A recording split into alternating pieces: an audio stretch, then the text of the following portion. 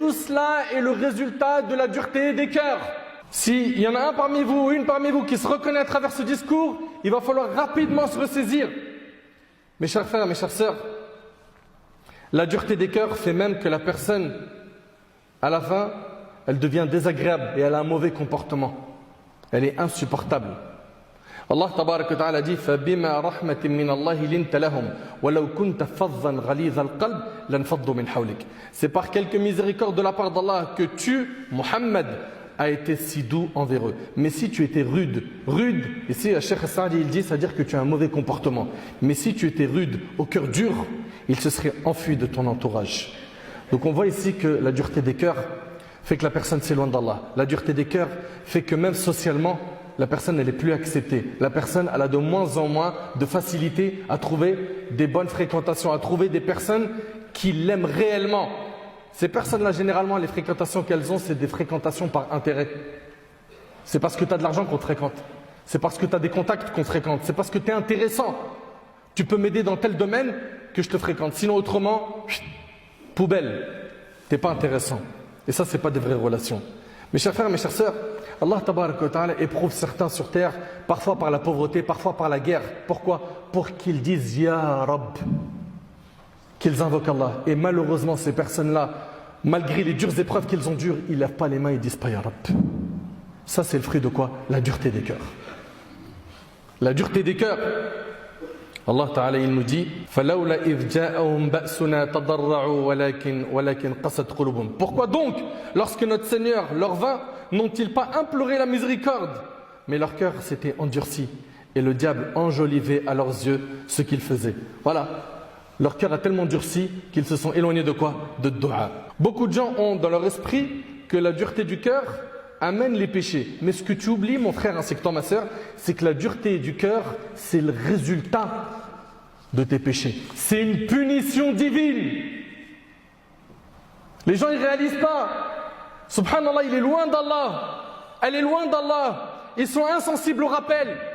Tu lui parles, tu lui dis, mon frère, ma sœur, regarde les péchés dans lesquels tu es tombé. C'est grave. Et lui, il est choqué, il ne comprend pas. Vous n'avez pas le même réseau, il t'écoute mais il ne comprend rien. Pourquoi? Le cœur est scellé. À cause de quoi? À cause des péchés. Et ça, c'est la principale cause qui a fait que les gens se sont éloignés d'Allah. La principale cause du durcissement des cœurs, c'est quoi? C'est le fait que la personne a multiplié les péchés.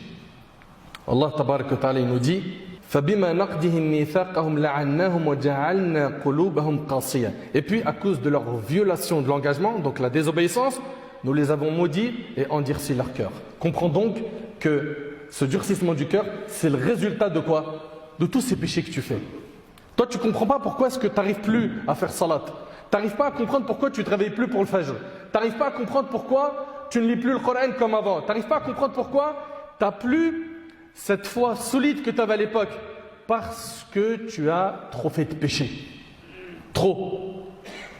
Et en faisant ces péchés, tu t'es trop éloigné d'Allah, tu as durci ton cœur au point où tu t'es éloigné d'Allah et tu t'es rapproché du diable. Wal'iyadu billah. Ils sont trop nombreux dans notre communauté à suivre leur passion et à s'écarter des commandements d'Allah et du prophète alayhi salatu wassalam. Ils suivent leur passion.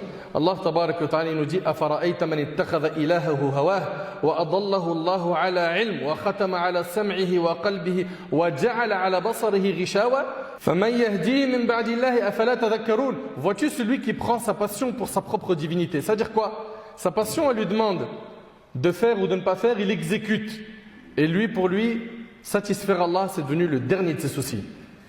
Et vois-tu celui qui prend sa passion pour sa propre divinité? Et Allah l'égare sciemment et scelle son ouïe et son cœur et étend un voile sur sa vue.